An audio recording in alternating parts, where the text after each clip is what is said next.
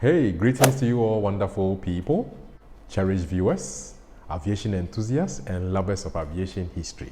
How are you all today? And welcome to another series we're doing today called the Career Progression 001. And we're talking about the airline pilot career, the airline pilot career. It's so exciting. Many of us always, I want to be a pilot. I want to be a pilot. Oh, I'm so interested in being a pilot and everything. And the question is, what's the next step? What do you do? What do you have to study? How do you have to be, etc.? All these questions, no one ever seems to have the correct solutions to them day by day. Okay, some consult their local civil aviation and etc. and get what you have to get. But I'm here to make it so easy for you. So before we go into the lesson objectives, don't forget to like, comment, subscribe, share, and hit the notification bell. And lastly, tell a friend to tell a friend to tell another friend that Captain Amwa is here with yet another banger. Okay, so back to the lesson objectives. What do we expect to glean after this video is over? Is first to arouse the interest in those pilot crazes, or further arouse their interest, or further stimulate their interest, and let them know that they are on the right path to this career. Then also we are going to appreciate the entire process. There's a whole process, okay, of being a pilot. It may differ to certain things that you are familiar with. Maybe how you go to the universities, how you go to the polytechnics, how you go to any other tertiary institution. It may differ, even though pilot schools may be described as also an arm of any tertiary institution. So the objective, like I said, is to arouse the interest, further stimulate the interest, and next, let us appreciate the entire process that I'm going to walk you through with these 3 or 4 videos ahead of us. Okay, so we're going to look at what the pilot, who is he? Who is an airline pilot? Because we have so many pilots in this industry. We have agriculture pilots, we have charter pilots, we have military pilots, you know, we have Navy, and we have so many pilots, even police. In some countries, we have police pilots. Can you imagine? But this career progression is centering on the airline pilot. So first, we're going to look at what do I have to do? Or first of all, who am I? As an airline pilot, who am I? What do I do? Next, the qualities I must possess or I have to possess. And 3, we're going to look at the process, the initial process. It's very important because easy as it may seem, some people have really missed the steps before, and they've led themselves into schools that they shouldn't have been. And obviously, when you get out of these schools and you're trying to fit into the whole airline scheme of things, you realize that you get yourself into some, if I say, very messy situations. We want to avoid that. That's why we are educating you. So let us look at the airline pilot. We looked at airline, what is an airline in our previous videos as we were building up our glossary. And we said it's just the flying of passengers from A to B for a fee. So you are charging someone for the services that you are providing them for flying them from A to B. Okay? So the airline pilot is the one involved in flying the airline's passengers from A to B for a fee.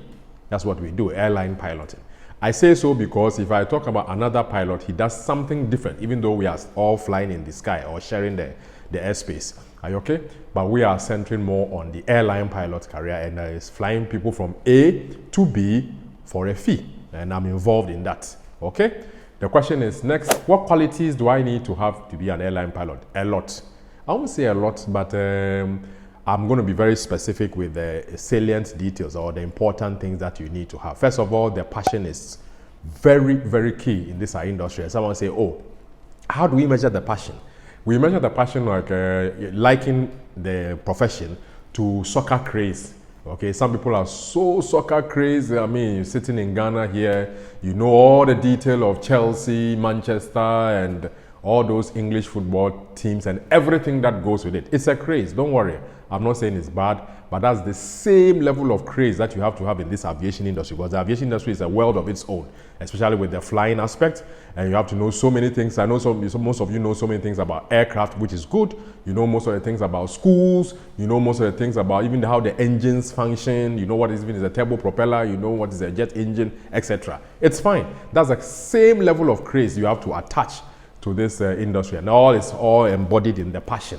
That's if you understand what the job entails and you work yourself towards it, then we say you have the right passion.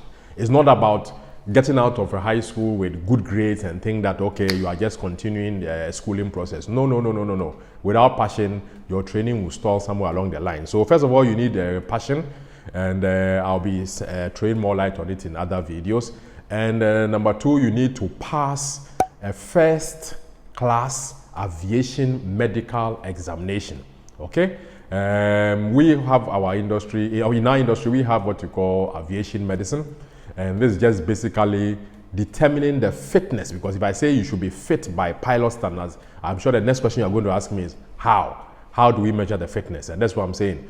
We have what we call the aviation medical examiners, and these are doctors who have extra specialization in the field of aviation medicine, which is a course on its own. According to their nexus in the Chicago Convention, they determine the standards of pilots, right from his hair right down to his toenail.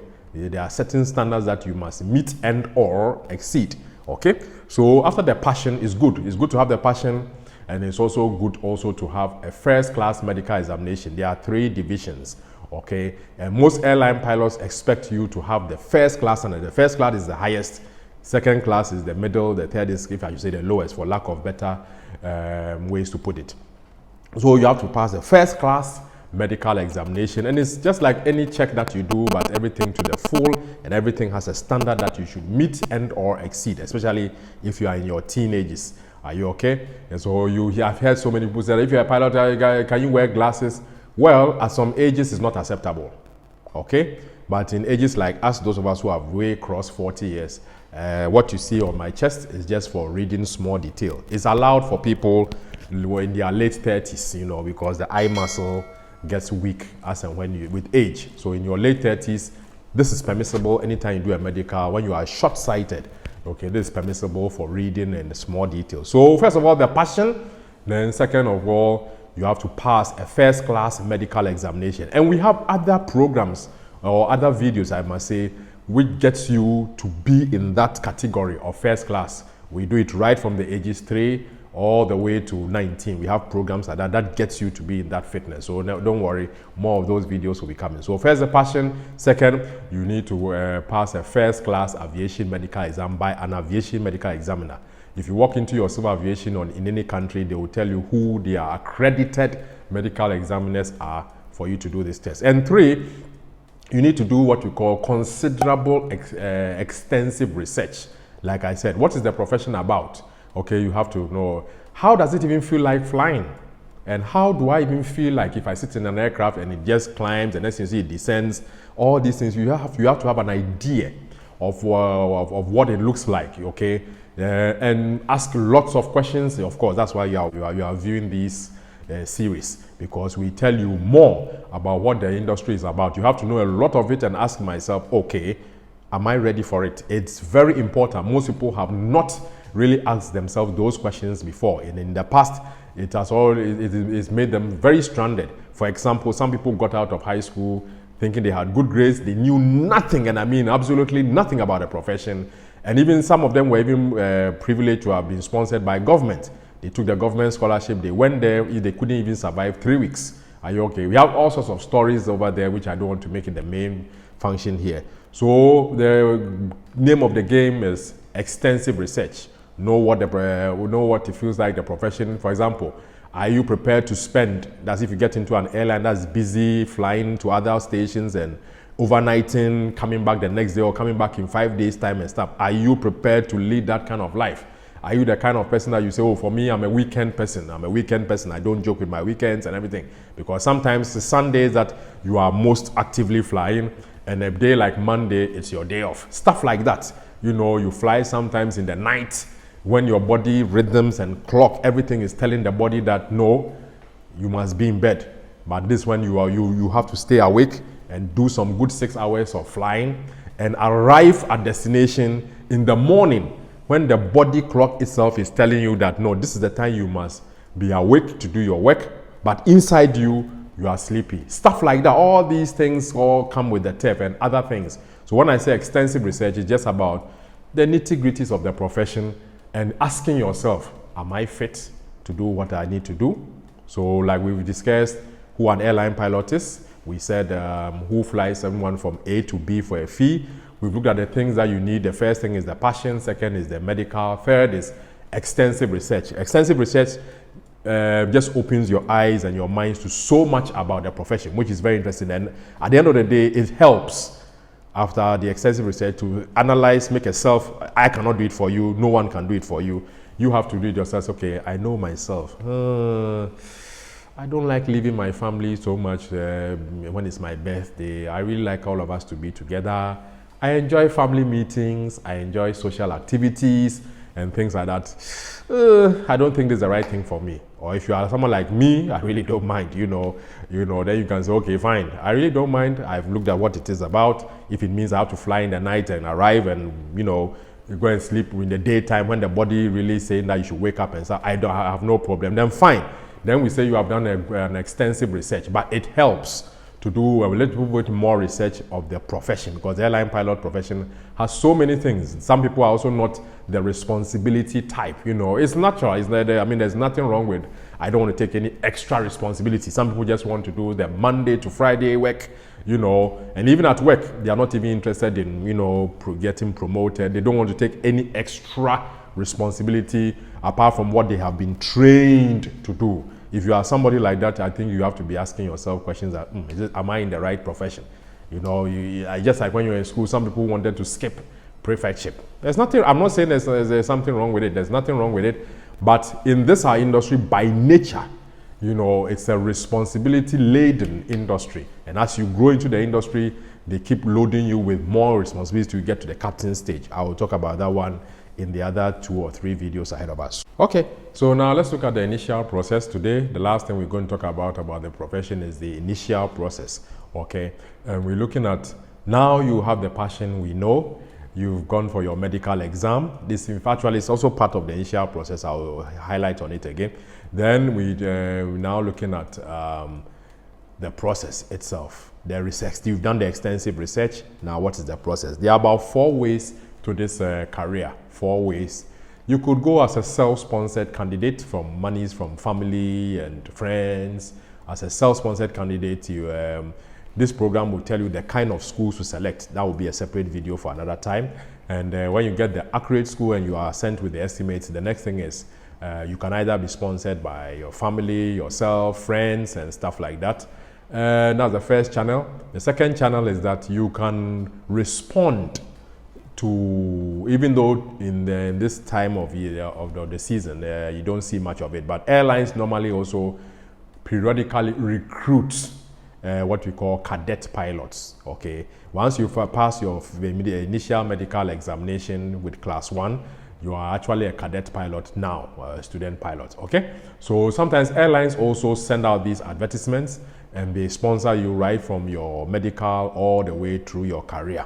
Okay, so you can also go by an airline scholarship, and you can also go through the Air Force. There's nothing wrong with going through the Air Force. Okay, but this is only when they are recruiting. If they are recruiting, fine, and you fit the details or the criteria or the advert, that's fine. You can also go through the Air Force. You can be in the Air Force for some time, and when your time is up, to be released, the Air Force, you need to be released. You don't really kind of go there on your own volition and decide to go and expect that you'll be granted release. It depends on you, your base commander, and all the criterion you need to meet. So the third channel is the Air Force. The fourth channel is you can go to an aviation or a related university, pursue a degree whilst you pursue the flying course alongside. So these 4 are the main recognized channels to be an airline pilot. It depends on you, the situation at hand, and how you intend to go, but it still drives you through the same path. Okay, so today we've spoken about who an airline pilot is. We've looked at things you need to be an airline pilot, the qualities that you must possess to be an airline pilot. We've looked at what kind of extensive research should you be doing. I'll be telling more of this in other videos. And also, the last thing we looked at the channels to the industry. The other videos will now talk about the training itself, what really goes into it and everything. You heard me say things like the aviation medical examiner and aviation medicine. So quickly, let's refer to our dictionary, and quickly we're going to discuss aviation medicine.